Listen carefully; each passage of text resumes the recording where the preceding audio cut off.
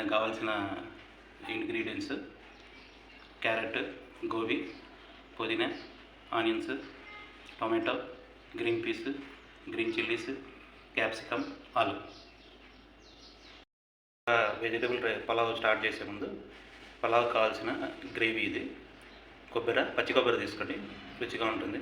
కోరియాండరు, అల్లము, ginger, green chilli, కొన్ని cashew nuts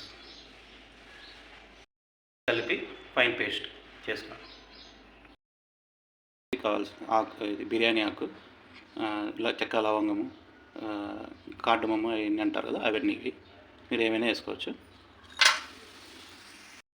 cut చేసుకున్న ఐటమ్స్ ఇవన్నీ మెటీరియల్ క్యారెట్, ఆనియన్స్, టమాటా అన్నీ ఇంతకుముందు చూపించినట్టు అన్నీ ఒక్కొక్కటిగా మనం పెనంలో వేసుకున్నాం.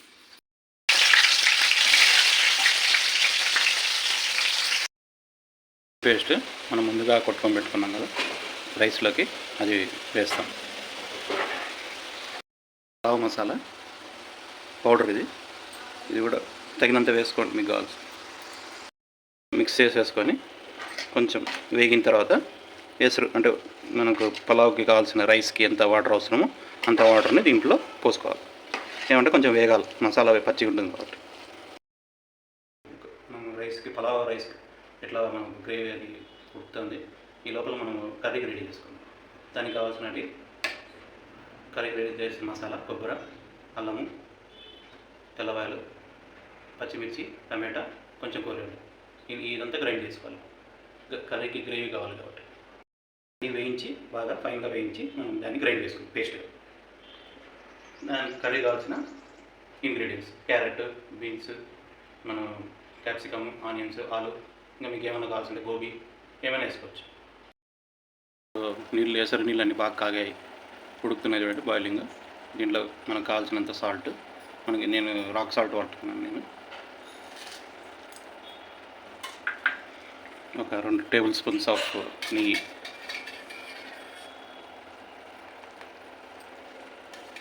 ఎందుకంటే అన్నం అతుక్కోకుండా ఉంటుంది. నెయ్యి వేస్తే స్టిక్కీగా లేకుండా కొంచెం ఫ్రీగా వస్తుంది. తర్వాత ఒక నిమ్మకాయ.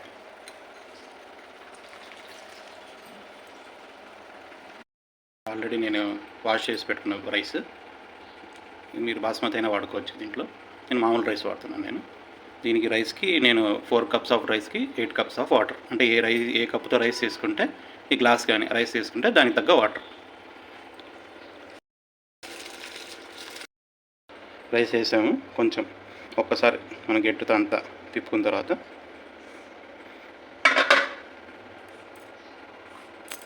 దానిపైన లిడ్ పెట్టేస్తే అది ఇంకా రెడీ టు ఈట్.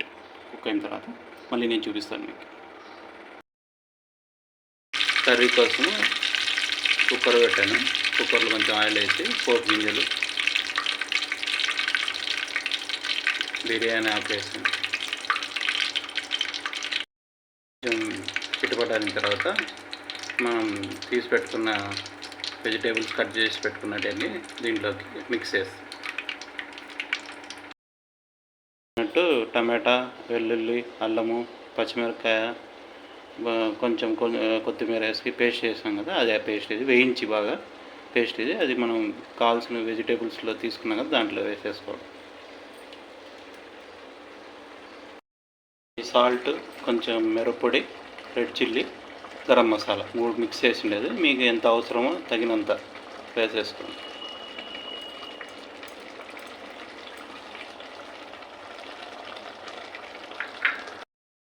మనకి ఎంత అవసరమో అంత వాటర్ పోసుకొని ఒక 3 విజిల్స్ పెట్టేసుకోండి. పెట్టిన తర్వాత ఈ లోపల రైస్ కూడా రెడీ అవుతుంది.